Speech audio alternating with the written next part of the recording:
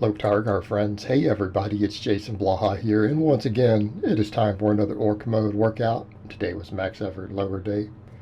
But just a quick reminder, for those of you who enjoy watching these videos, please remember to click like down below. Reach down there and do that, it would be greatly appreciated. Thank you so much.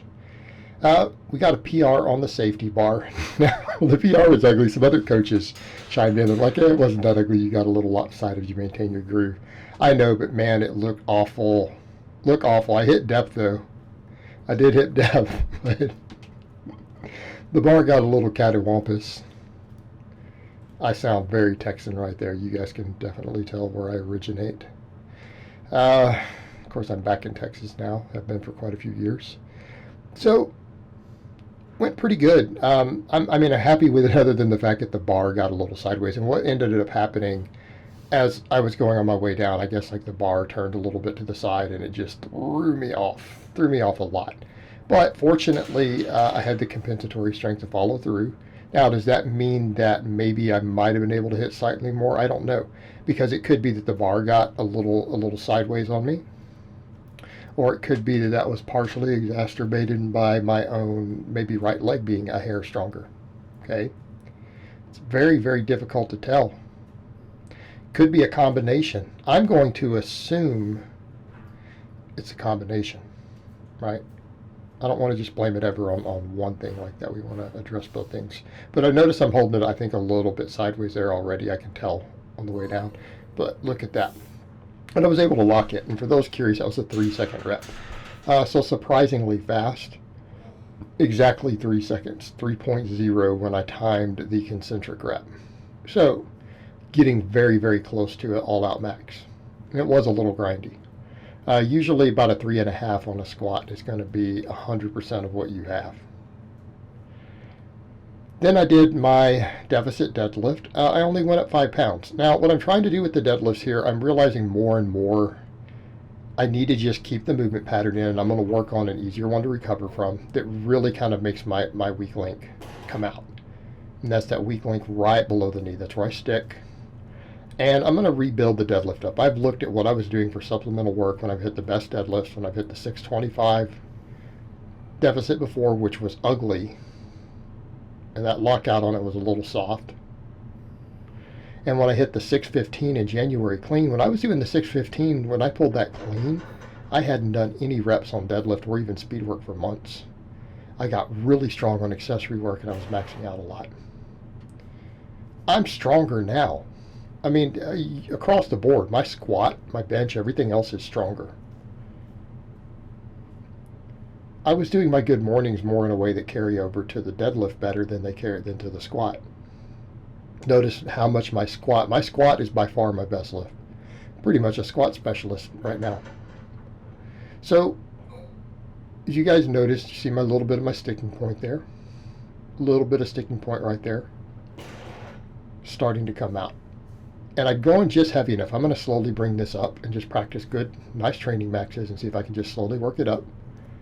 And look for that weak point. Now, the weak point in the bar path for me indicates hamstrings.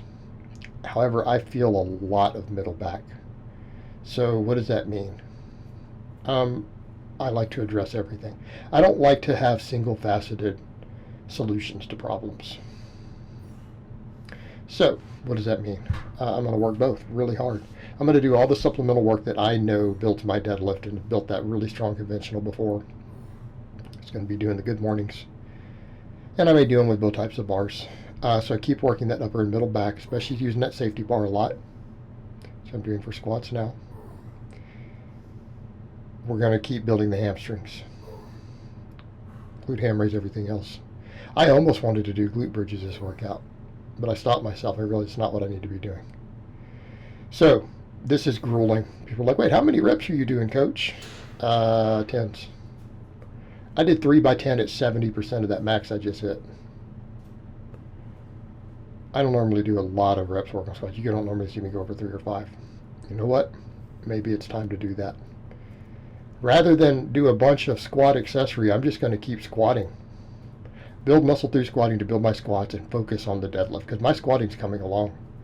I feel like just the squat work I've been doing is soon, because the box squat built my base. People need to remember that. It's not that I've gotten that much stronger recently. It's that I built a massive base on box squats. And it doesn't matter that people see me box squat less than I'm back squatting with some of these bars. I built the base on the box squat. Now I'm coming in and squatting, dialing in the movement pattern, getting the joint angle specificities for these different bars, coming in and just back squatting. And it's going to hypertrophy all the weak links and bring everything up real quick. And it has. Look how many times I PR'd with these two bars. Over and over and over. Right? Cambered bar.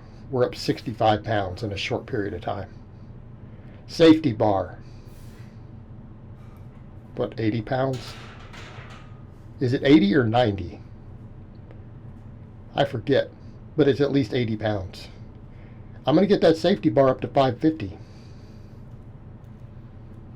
Okay, and I'm going to keep working my shoulder health. And you guys will see stuff I'm doing to change to make sure that occurs, so I can get back under that power bar without it inflaming my shoulder at all. These bars put no stress on the shoulders, and they work the opposite end of the strength curve. All right, my glutes are stupidly strong. That's the reason I'm so good with that cambered bar. My low back, watch my reverse hypers. My middle back, upper back, quads, all that need to come up for the squatting. The safety bar does that really, really, really well. And it's grueling. I mean, sets of 10 with this bar at 70%, which are basically pretty much 10 rep maxes. For someone who does maxes regularly, that's pretty much limit sets. Okay. One thing for you guys who don't max out and you just go test a max and you haven't maxed in 10 weeks, okay? That's not a true max. I'm basing these off of these serious PRs we've been hitting while doing maxes every single week for a long time. So 70% of that, these are tough. And they're uncomfortable. But you know what? Got to keep getting out of that comfort zone. I want to keep that squat going up. I think just squatting and squatting with the different bars and getting better and better and better. It's going to be my key. Because I do so much supplemental work for other stuff. Because I can't keep deadlifting. The deadlifting just beats me up for the rep work. And it doesn't increase my deadlifts that much because I'm always trying to recover from it. I can recover from these smaller movements, and they build my deadlift. I got my deadlift past 600 before, earlier this year, back in January, right? Same tools will rebuild the muscle memory. Get me back where I was. I think it'll make that sticking point go away. Kind of got my form pretty much where I want it based upon the last couple of weeks, especially messing with the deficit. I know exactly where my bar path needs to be now, where my start position, where I need to place my feet. Got the form dialed in. I'm going to just max a couple times a week with the training maxes. And we're going to hypertrophy all the muscles involved further concurrently. Okay?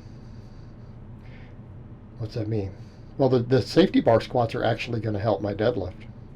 Right? It makes sense. They should. But I need those quads to come up for my squatting. And we get over to that point, people say your quads are big. Well, I squat 600 pounds with one of my bars. I have 600-pound quads. We got to get them to 650. Right? I mean, I'm at the point where my squat has caught my deadlift. Well, we got to get everything past where they are. So, good mornings with the stiff leg. And I went up 10 pounds on these and added a third set today. I did 3 sets of squats, 3 sets of good mornings. We're at a very, very good volume there. And these were challenging. Like the last reps were hard. I needed breathers. But I'm going to keep working these up because I haven't maxed on this for a while and I need to get the patterns down. I'll max again on some of these good mornings as I get used to them again. And I need to test some of these with the stiffer leg like I'm doing, because the power good mornings, all that 500 plus pound stuff you guys saw me do were power type good mornings. Those carry over to your squats better than to your deadlift. These type carry over to the deadlift more. Slightly narrower stance, minimal bend of the knee.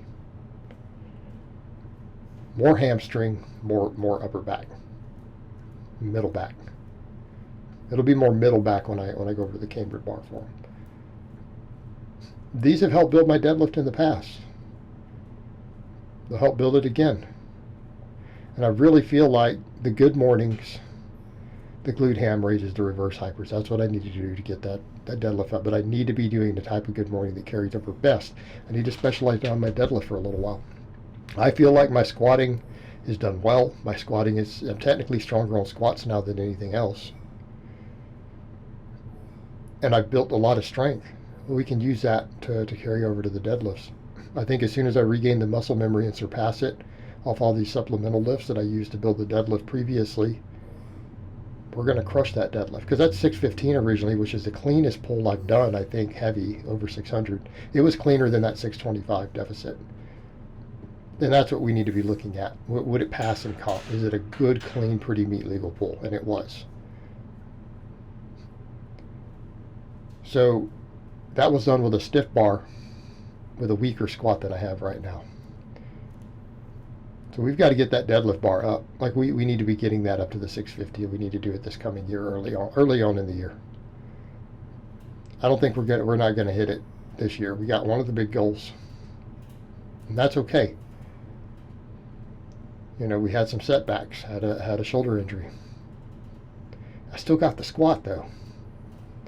That did affect some of my training for the deadlift. Now, what I will say, I went over these glute ham raises. I got 13, 12, and 12. I've been able to get 13, but I haven't been doing as much volume on the good mornings. Those good mornings fatigued my hamstrings. It made these very, very difficult. But if we want to talk about complete hamstring development, those straighter leg good mornings, 3 sets, pretty much limit sets, 3 limit sets of these, and they are because I hit failure on the final set. So I got 13 and then 12, and then I hit failure on the 12th rep. So we know we were within a rep of failure based upon that third set. I was going to do the third set and see if I could push beyond 12 because I was straining and form broke down on 12 and 13 on the others. But I had to reach down and just grab the thing. I started failing the rep. I couldn't come up. So I had to reach down in the middle of the 12th rep and grab the pad. So we're at limit sets for these. But again, in terms of my glute ham raises, I'm at the strongest I've ever been on these. That I got to get stronger. So if the hamstrings are contributing to that weak deadlift, this will help. But we have to keep in mind the glute ham raise isn't the same all heads of the hamstring that the good morning deals with. But here's the upside. This will keep me injury free on the good morning. It's a good supplemental lift off the back of the good morning. That good morning is going to be the deadlift builder. All right? This is a secondary exercise to help. You guys can tell, like, look, I'm stopping at the end. I'm like dying between. So these are hard sets. And again, we know that because I did an AMRAP. Thought I was going to do an AMRAP and I couldn't even finish my 12th rep. So we got 11 and a half and then done. Which you guys will see coming up. So we've got to get better at this. What's the goal? I've already said I need to get to sets of 20 with this 10-pound plate. We need to get to 20. If I can get to 20 with this 10-pound plate, my hamstrings should have really good carryover. But again, I think it's going to be hard because I'm going to keep ramping those good mornings, and so my hamstrings are going to have more and more fatigue.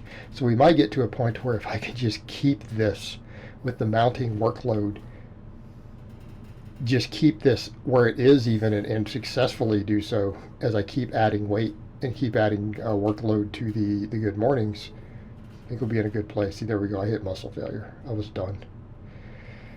Reverse hyper is kind of the same thing. I'm at the limits of how much weight I can stack on my machine. It's rated to 700. I can fit 610 with my current plates on. Unless I acquire more plates, we're not getting more weight on here. So I'm trying to get to my 20 and then maybe see if I can get a little more. I got 22 on the last set, but my low back was just shot. Nothing left. So again, this is another tool to get the deadlift up. This will keep my low back and glutes strong. I feel nothing hits my glutes as hard as this, not even glute bridges. Squats and stuff hit my glutes. Deeper squats do. Definitely the cambered bar.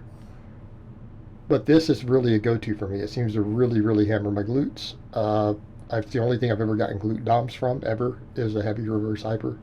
And I think I had to get up to like 360 or something for 25 before it gave me glute DOMs the first time. But so we got a game plan, and yes, I'm having to watch the fatigue management a bit more on these lower days. Having to realize as much as I'd love to rep work on the deadlift, I don't need it. It buries me. I just need to hit training maxes. I'll lift heavy, keep that technique dialed in, use it to assess weak links as we go, and just hypertrophy the hell out of the muscles that are holding the deadlift back. And we're working all the muscles of the deadlift. We're just slightly prioritizing. We're making sure that everything's being hit. And you know what? If something like glutes or whatever starts to become a limit, then I'll do glute bridges. But for now, the good mornings probably going to be the biggest game changer, getting it back up. And I can go back and look at my notes before. That's the beauty of logging everything that we do.